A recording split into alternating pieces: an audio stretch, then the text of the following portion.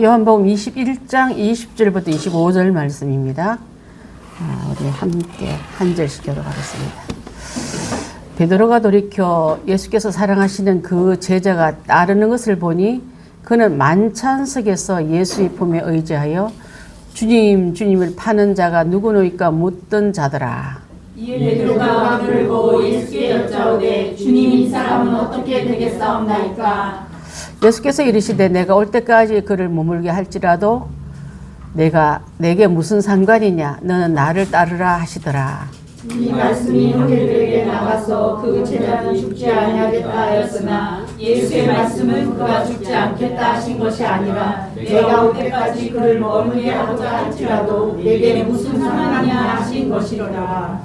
이 일을 증언하고 이 일들을 기록한 제자가 이 사람이라. 우리는 그의 증언이 참된 줄 아노라. 함께합니다. 예수께서 행하신 일 이외에도 많으니 만일 낱낱이 기록된다면 이 세상이라도 이 기록한 책을 두기에 부족할 줄 아노라. 아멘. 오늘 말씀의 제목은 너는 나를 따르라. 22절 함께 우리 중심 구절 한번 읽겠습니다. 시작. 예수께서 이르시되 내가 올 때까지 오게 할지라도 내게 무슨 상관이냐? 너는 나를 따르라 하시더라. 너는 나를. 너는 누굽니까? 베드로. 그 다음에 나를 예수님. 그 다음에 그를, 여기서 그를 누굴까요? 그렇죠. 맨 마지막에 자기가 요한복음을 썼다는 걸 자기 스스로 밝혀요. 그전에 한 제자가, 사랑하는 자가, 아니면 또 자기 모습을 부끄러울 때 보면 혼이불을 듣고 도망가는 모습, 이렇게 자기를 자꾸 감춰 넣었다가 맨 마지막에 히든 카드 안에 숨겨진 인물이 바로 나다고 가리킨 부분이 여기에 나타난 줄 압니다. 여러분, 교회의 회복은 말씀의 회복에서 시작됩니다. 다시 성경으로, 다시 복음으로, 다시 사랑과 사명으로 돌아갈 때만이 우리가 주의 일을 할 수 있지, 식어버린 아궁이, 옛날에 솥에다 뭘 만들고 무엇을 끓이고 뭘 쪘다고 자랑하는 것은 식어버린 상태지만은 다시 그 아궁이에 불을 피고 그 아궁이에 물을 데우든 뭘 음식을 하든 다시 회복되어야만 그걸 쓸 수 있는 것을 알 수 있는 줄 압니다. 베드로는 여러분 어떤 뜻을 갖고 있죠? 베드로의 뜻은 무슨 뜻이죠? 반석. 반석입니다. 반석은 그냥 베드로 이름이 반석이 아니라 베드로의 고백이 반석인 거예요.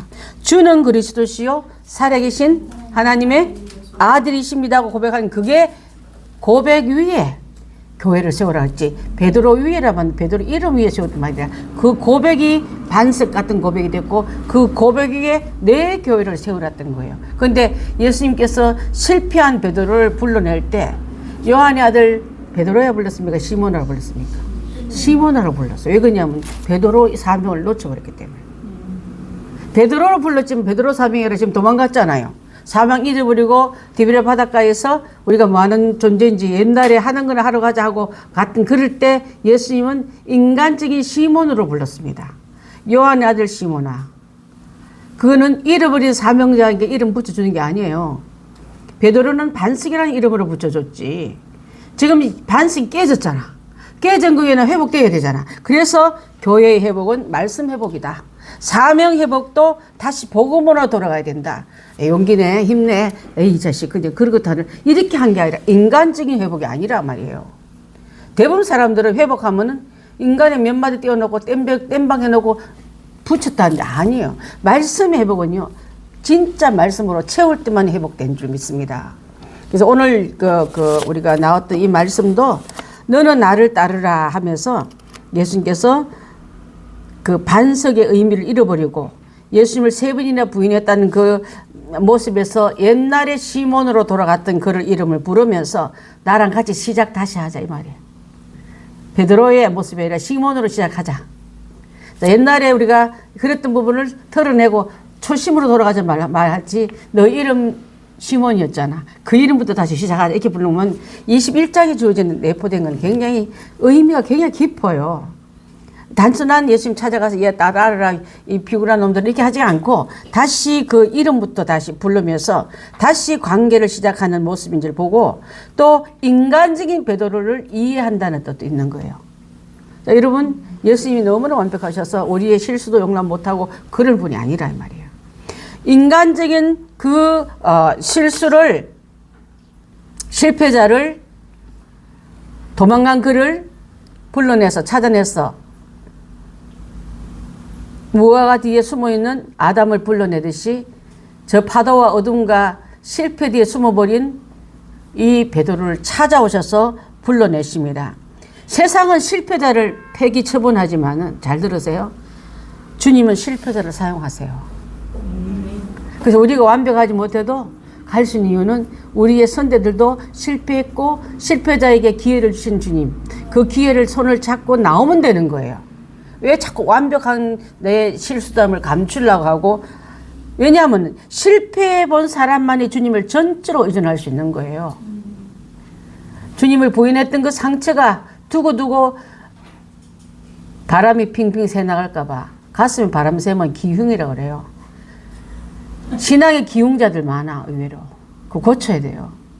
사랑한다고 고백하며 고쳐지는 게 바로 모세도 그랬고 바울도 그랬고, 그래서 실패 뒤에 우리가 사명자로 쓰이면 우리도 마찬가지 줄 압니다. 그래서 여러분, 다시 한번 간절히 부탁하기를, 그때 이제 자신만만해져서 알겠어요, 회복되었습니다, 짠, 이제부터 나는 다시 새 사명대로 쓰려고 보는데 내 뒤에 쫙 따르는 누가 있어요? 지금 베드로 뒤에 누가 따라다녀요? 항상 요한은 어떻게 되는지 되게 궁금한 거야. 갑자기 나는 했는데 얘는 어떻게 될까 궁금할 때가 있어요. 학교 원서 쓰러 갈 때 나랑 비슷하게 쓰는 애 어디 간지 되게 궁금하잖아. 걔가 무슨 전공 어디 학교 갈지 원서 적어 나면 선생님 물으면 니 거나 잘 쓰라 그러잖아요. 예수님 앞에 지금 묻는 거 똑같아요. 니나 잘하세요. 자, 그래서 예수님을 따르는 사람이 제일 힘든 시기 비교의식입니다.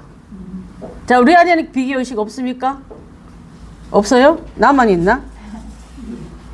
내가 못 살아서 힘든 게 아니라 다른 사람이 잘 살아서 힘들잖아. 내가 잘 따라하는 게 힘든 게 아니라 남이 나보다 앞서는 게 힘들잖아요.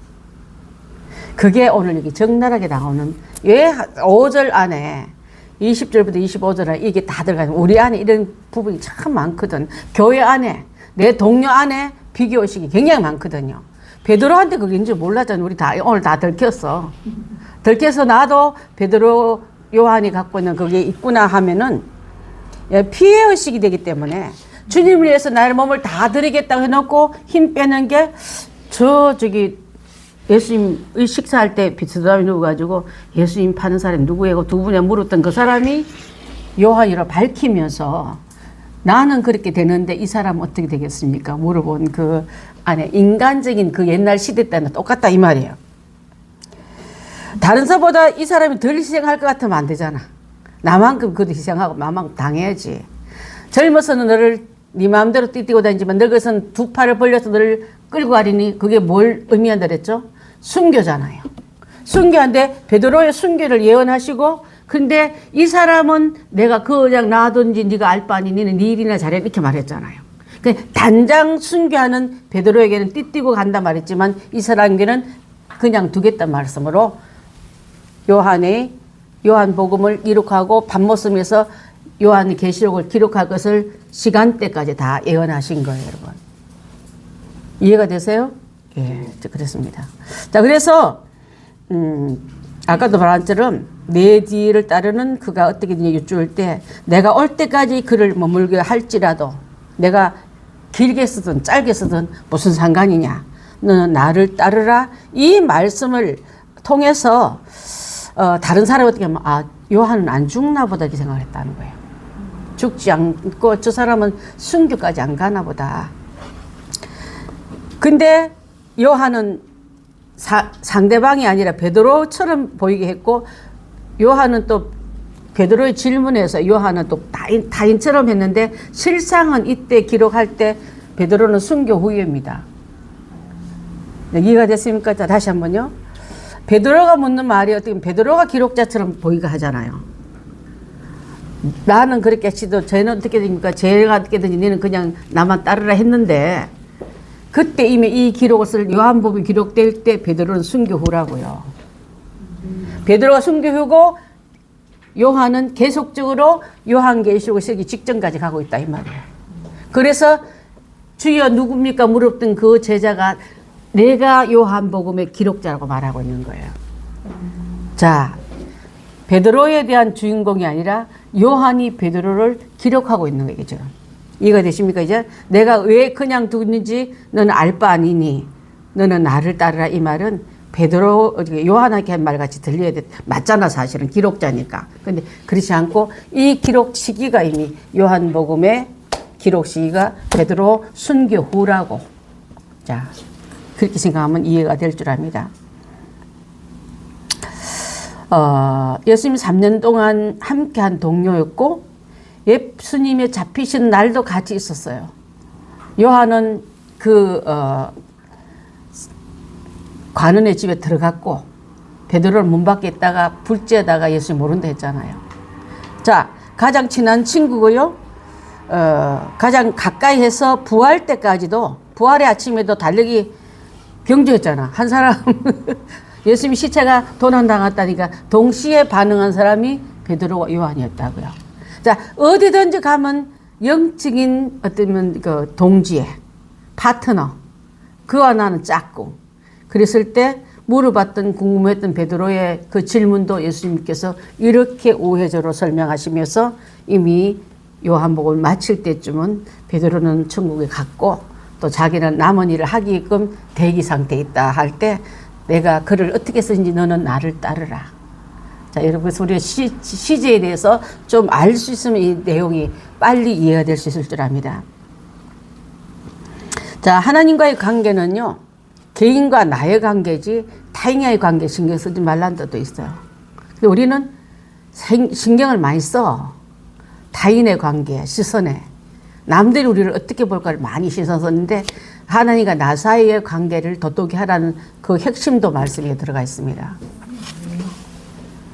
하나님 앞에서 1대1로 성도 안에서는 한 몸같이 이것을 원리를 잘 기억한다면은 내가 어떤 사명을 감당한다 해서 남들에게 영향 끼침보다 하나님 나를 어떻게 보실까에 대한 그 영향이 더 크다는 것을 우리가 알아야 될 줄 압니다. 자, 그래서 오늘 주시는 이 말씀을 가지고 한번 다시 한번 이 말씀을 들어가겠습니다. 배반할 자가 누구냐 물었던 요한, 또 예수님께서 이 요한이 어떻게 되겠습니까 물었던 그 질문, 또 베드로의 마지막 순교 후의 기록도 여기 25절에서 다 고스란히 남겨 있기 때문에 이제 우리는 우리 자신에게 베드로에게 배우는 거는 비교식 되지 말고 가던 길 잘 가자 끝까지. 그 다음에 그를 오래 남겨두시든지 데려가신 것은 주님의 사명 시간대에 다 다르다. 나와 같을 수가 없기 때문에 그런 줄 압니다. 그래서 25절에 나오는 말씀 하나는요, 이것을 다 기록하려면은 이 세상이라 이 기록책 두 개가 부족할 줄 아노라 하는 것은 사도 요한의 마지막 말입니다. 예수님의 사역을 선택적으로만 기록하고 부분적으로만 기록했지 다 할 수가 없다는 말을 하고, 또 교회 안에 있는 모든 여러분 기록도 성경에 없잖아 하고 성령에 대한 역사도 우리가 부인하면 안 된다는 것도 여기서 말씀하고 있을 줄 압니다. 자, 마지막 예수님이 하나님 아들 그리스도이심을 계속 믿을 때에 그 안에 영생이 있고 영생을 가진 자만이 영혼을 소유할 수 있기 때문에 그렇지 못한 그런 사람도 많다는 걸 꼭 기억하면서 우리는 나도 그러면 베드로처럼 회복되어서 사명자로 돌아가세요. 사랑을 회복하고 사명자로 돌아가고 거기서 튕겨져 나가는 가룟 유다가 돼서는 안 될 줄 압니다. 우리 여기 답달기에 들어가겠습니다. 그래서 교회 회복은 말씀의 회복에서 시작된다. 그럼 신앙 회복도 마찬가지예요. 어느 누구가 선물 하나 주고 위로줘도 회복됩니까? 말씀이 안에 쑥 들어와야지만 그게 허상이 무너지고 경관 반석 같은 말씀이 나를 세워지기 때문에 되는 거예요. 자, 교회 회복은 말씀의 회복이다. 이순옥 권사님 썼습니까? 예. 그 다음에 다시 성경으로 돌아갑시다. 다시 복음으로 섭시다. 다시 사랑과 사명으로. 자, 사랑이 먼저입니다. 사랑 회복하면 사명자가 될 수 있어요. 사랑 놓쳐버리면 사명 못 받아. 그거는 해놓고 시험 들거나 해놓고 나 좀 안 알아주는 것에 대해서 굉장히 자기 의의를 드러내는 게 바로 사랑 없이 하는 일이에요. 사랑하면 그분 안에 다 줬기 때문에 하나도 기억도 안 나. 더 하고 싶어. 그래서 오른손이 한 거 왼손이 모를 만큼 선을 많이 베풀도 횟수도 안 세고 계속 나가는 그 주님의 사랑이 내 안에 들어올 수 있게 될 줄 압니다. 요한복음이 기록되었을 때 베드로는 이미 뭘 했다고요? 순교를 했다. 자, 순교로 쓰면 돼요. 순교를 통해 하나님께 영광을 돌리고 난 이후이다. 그러니까 여러분 이해가 되죠?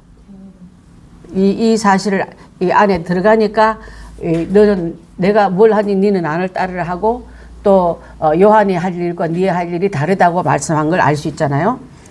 그는 성숙한 베드로의 모습은요, 싸움에 경쟁하는 모습도 없어. 2등 하려면 막 화가 났잖아. 뛰어나가야 되고 먼저 해야 되고 저요 하고 막 엉뚱한 발상으로 예수님 관심 다 끌었던 그 애가 이제 그런 모습이 아닌 거예요. 성숙한 그 예수님의 모습을 있을 때에 경쟁하는 모습은 없고 오직 맡기신 영혼에 대해서 사랑하는 전문 목자가 되었다. 아까는 보면요, 아이고 저 양들 놔두고 이거 튈지 모르는 약간 미성숙한 목자였어. 이제는 예수님 앞에 단단해진 목자를 세웠던 걸 3번의 그 고백 후에 세워진 거예요. 그 이후에 또 뭐, 야, 이 동네 없으니 저 동네 가 이런 말 없잖아요.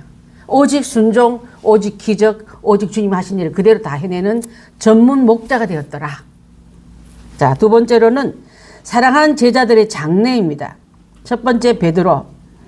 자신이 예수님을 따르는데 주력해라. 주력. 전 힘을 다 쏟아라며. 주력.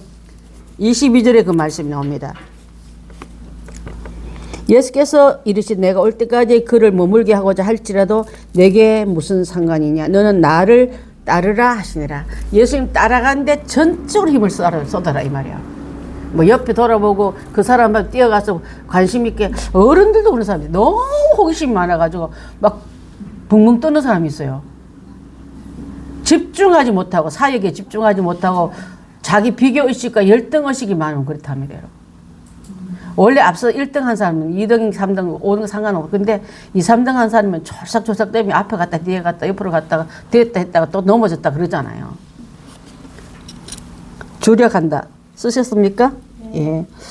다른 제자, 즉 요한은 나름대로 예수님 뜻을 따라 행할 것이니 예수께서 그에게 행할 일을 상관하지 말고, 베드로의 질문에 단호하게 상관하지 말고 너는 뭡니까? 나를 따르라. 맞습니다. 따르라 한 것이다.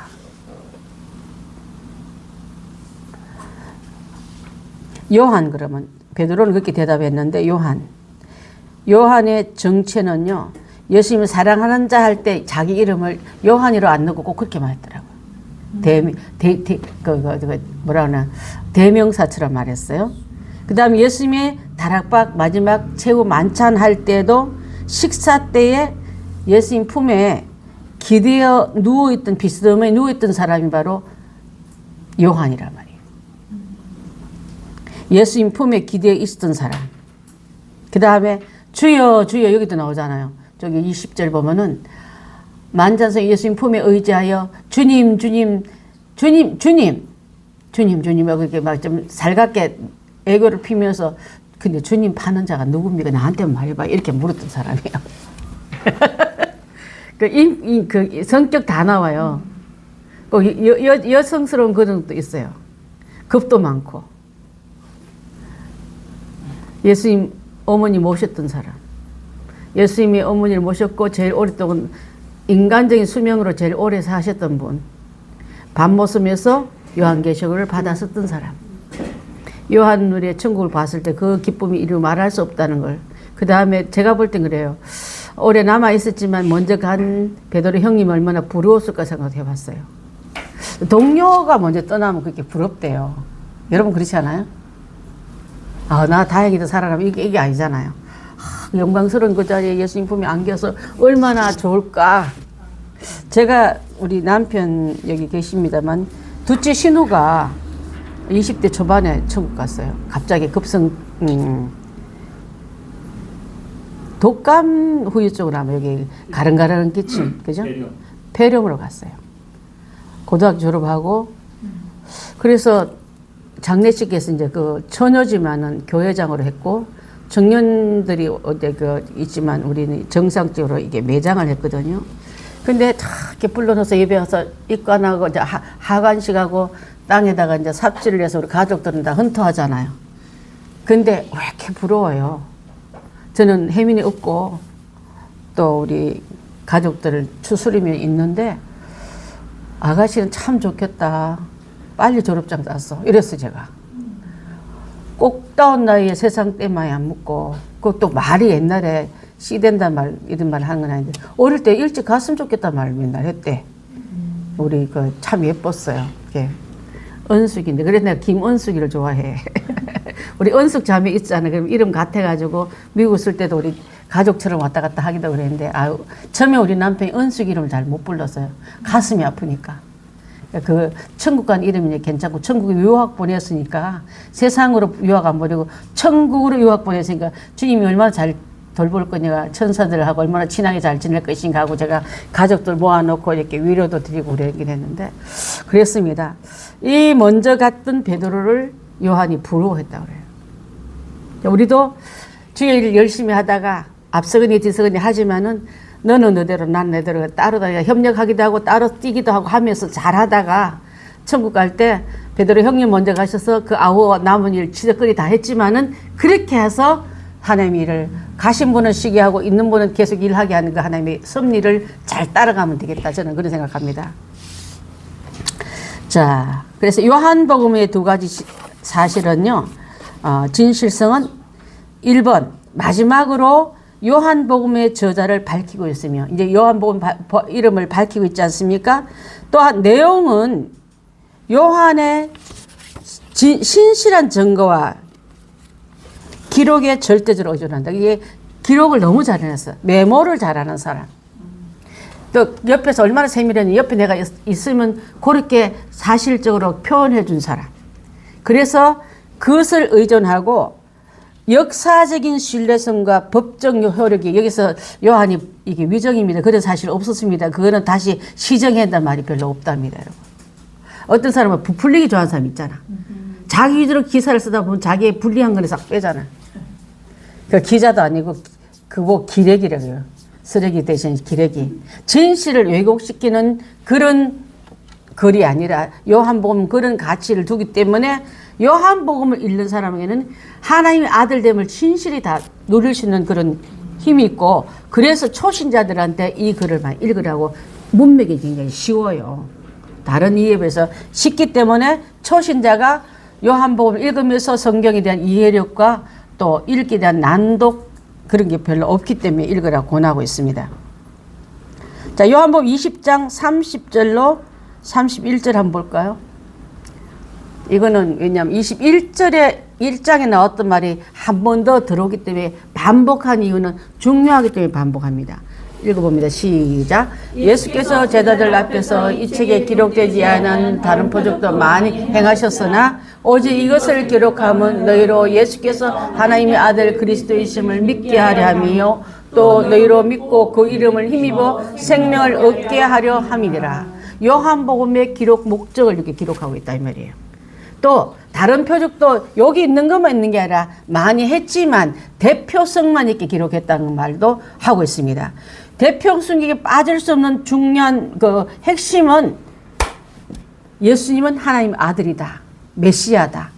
그것을 하나님 아들을 믿고 그 이름이 힘입는 자에게는 예수의 생명의 능이 부활의 영이 부활의 새 생명의 능이 너한테도 들어갈 거다. 이 말을 하고 있는 거예요.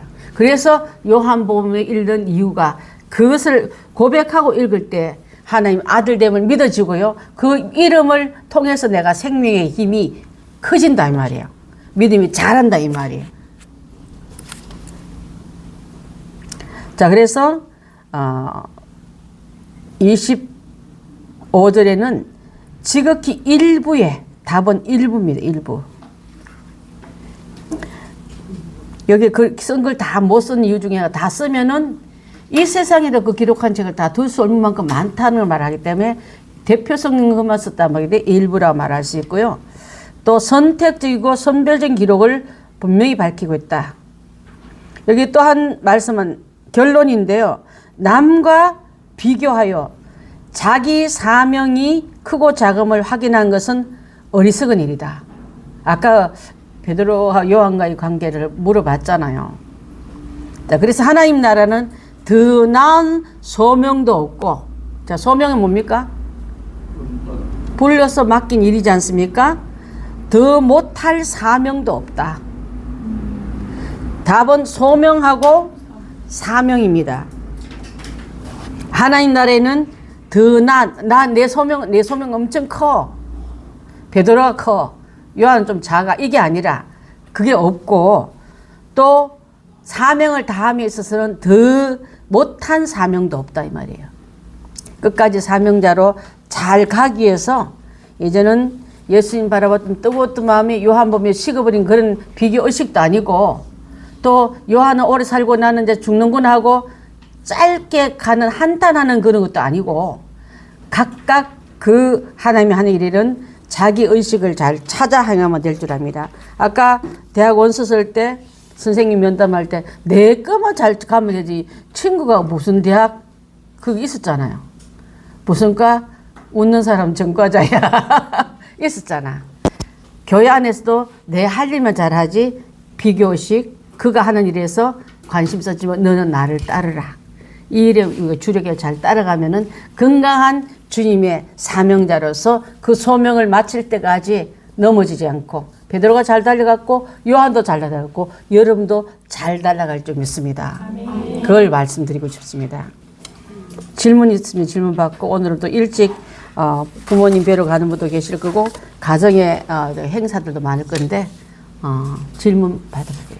질문 없습니까?